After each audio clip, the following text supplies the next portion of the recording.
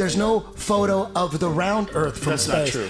That's not true. It's all fake. No, why do you say they're fake, though? They look fake. They look CGI. But you're not an expert in imagery. After being backed into a corner, Eddie made the argument that the sources Joe was using were being paid for to keep the conspiracy going. Where did you get this information?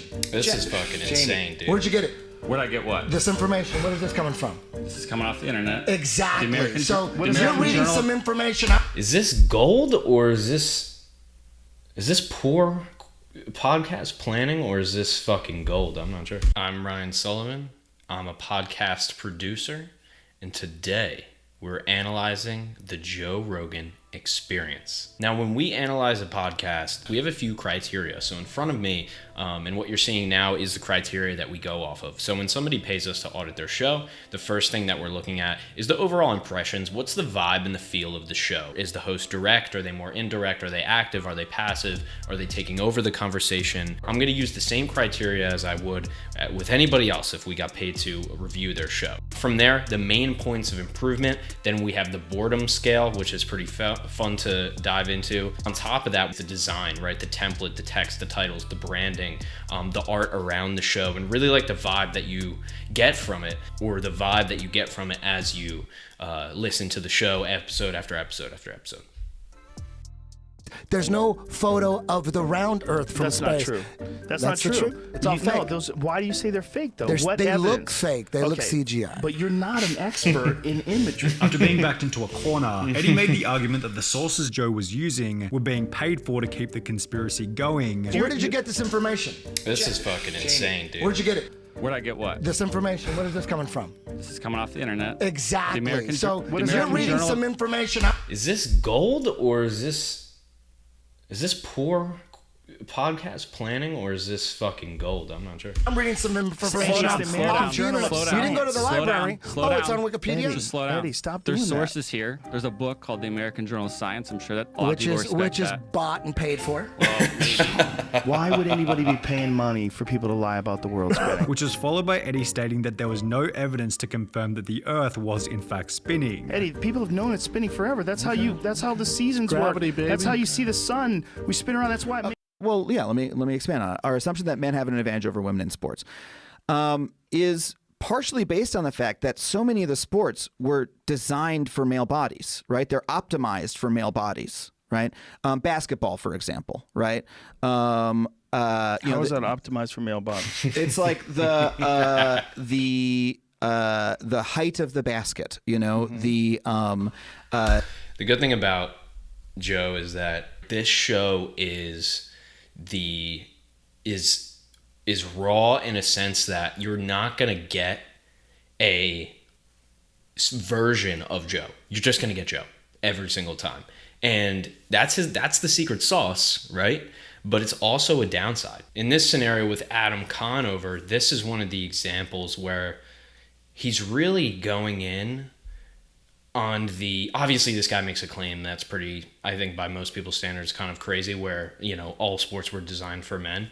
That's something that I would assume most people don't agree with. But sometimes you got to just let these people go, man. In terms of the overall vibe of the show, there's some really intense moments. I think that's what makes the show. But where I'm coming from a personality host standpoint, is that maybe there's a little bit of work that can be done on, I guess, maybe not being as confrontational when it's something that Joe really truly cares about. I would like to see the same level of respect presented throughout, kind of almost no matter the guest, whether he really looks up to them or he's critical of them. I'd like to just see a little bit more fluidity there in terms of how these guests are kind of respected and responded to. I don't think it's true that there's an increased risk of myocarditis from people catching COVID that are young versus increased risk of myocarditis from the vaccine. No, there is. There's both. Well, let's look that up because I don't think that's true. 12 to 17 more likely to develop myocarditis within 3 months of catching COVID at a rate of 450 cases per million infection. This compares to 67 cases of myocarditis per million at the same time following their second dose of Pfizer.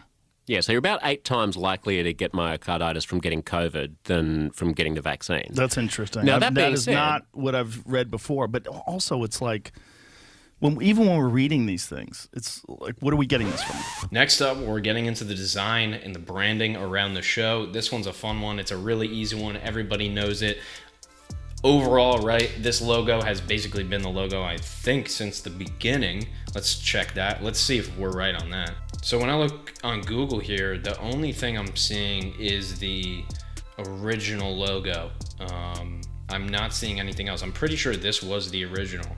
And if we take a look at it, I'm here on Spotify because that's where we have to access it, other than the clips channel, which I'm going to get to quickly. But really overall, like, you have super basic branding here. The logo itself is definitely draws the eye. But if you didn't know who he was, you probably wouldn't be interested in it. But overall, I would be critical of this title and logo because it just doesn't describe the show. So if you were to make a podcast these days, what you really want to do is you want to have, at least if your title doesn't describe the show, you want to have a subtitle that goes along with that describes the show. So that would be my only critique here. But obviously in this context, he's super famous. He doesn't need to worry about that. No subtitle needed on this one. In terms of the episode specific images, if we take a look here and I'll zoom in on this, they're almost, I mean, they're so basic. I mean, they're literally like Canva level when it comes to Joe's, individual episodes. And I'm really surprised by this, man, because like, this is the biggest show in the world. This has hundreds of millions of dollars put into it. They have, it's basically just printing money. It's almost all profit, right? Like the overhead of this, is probably, I don't know. He said he has a small team, maybe $10,000, $20,000, $30,000 a month. I mean, I can't imagine it's more than that, even just for production costs. Like this is a very, I wouldn't say very basic production. Obviously we have like a very intense studio going on here, but I'll get to the episodes themselves. But yeah, this branding here, especially this episode specific logo is very basic. On top of that, we have the show descriptions. They're super short. This is actually a long one. I'm looking at Mike Baker's right now. That's a much longer one. But as we scroll down, we'll probably find some that are even shorter. Jim Gaffigan, yeah, I mean, let's look at this. This is ridiculous. Jim Gaffigan is a stand-up comedian, author, and actor. Catch him on his new stand-up special, Dark Pale, on Amazon Prime. Then we have the website, the guest website. I just want to give a compare and contrast here. This is Tim Ferriss's description. Let's just take a look. So obviously very different shows, but I mean, look at this. This has to be 2,000 or 3,000 words. And then the thing that Tim Ferriss does that's really smart, I'll just hone in on this here, is he lists the names of his most famous guests on every single description of every single episode. And if you're not like a podcast diehard like me, you might not notice these things, but they actually do a lot for your show. And the reality is there's so much more that Joe could be doing, but he just doesn't have to do it. He could make the images better, but he just doesn't have to do it. He could make the descriptions better, but he just doesn't have to do it. And finally, we land on promotion. Promotion is one of the most fun topics. If you compare Joe's promotion to, say, maybe Tim Dillon, right? Joe's is probably a little bit more intense. And why do I say that? It's because of the clips. It's because of the clips. The clips make this show. Imagine how many people listen or watch Joe Rogan, and then imagine how many people don't do that and just watch the clips, the shorts, the reels, the people online from foreign countries taking, screen grabs of it and then making their own clips out of it, making those into YouTube channels and then posting that and getting millions of subscribers. I mean, the clips are insane. They go everywhere, right? But that would not be the case if he didn't have this incredible clips channel. I mean, 15 million, this channel has more subscribers than he probably has listeners on every episode, right? Or it's probably about the same, which is an insane number.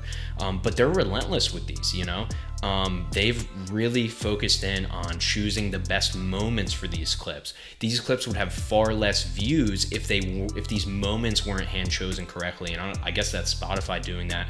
But really, to end on the most important piece here, especially with a podcast, folks, it is promotion. It is promotion. And you do not, especially even if you are a celebrity, we've seen countless celebrity podcasts come and go, especially, when I really started producing a lot of them, which was during COVID. Yeah, I mean, I worked with celebrities on shows that should have had hundreds of thousands or millions of views, but no marketing, right? Poor marketing. And that's what happens when you do that. So this is the final component of the Joe Rogan experience, is the promotion piece in terms of the audit. Overall, I'm going to give Joe's show, regardless of the clout, regardless of it being one of the biggest podcasts in the world, I'm trying to leave that aside. I'm going to give this a 6 out of 10.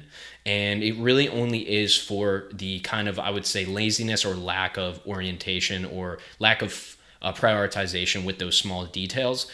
Just looking at this objectively, I think that the conversation is incredible. Obviously, this show has changed people's lives. This show has changed media, right? I'm not underestimating what the show's been able to do, but from a podcast producer's perspective, Joe, I'm going to give you 6. All right. My name is Sully from Podcast Principles. We help people launch their podcast. We're the wedding planners of podcasting. So if you're looking to launch one, make sure you hit that link right down below, whether you're watching or listening right now. So do you like Joe Rogan's podcast? What would you rate it? Definitely let me know as well.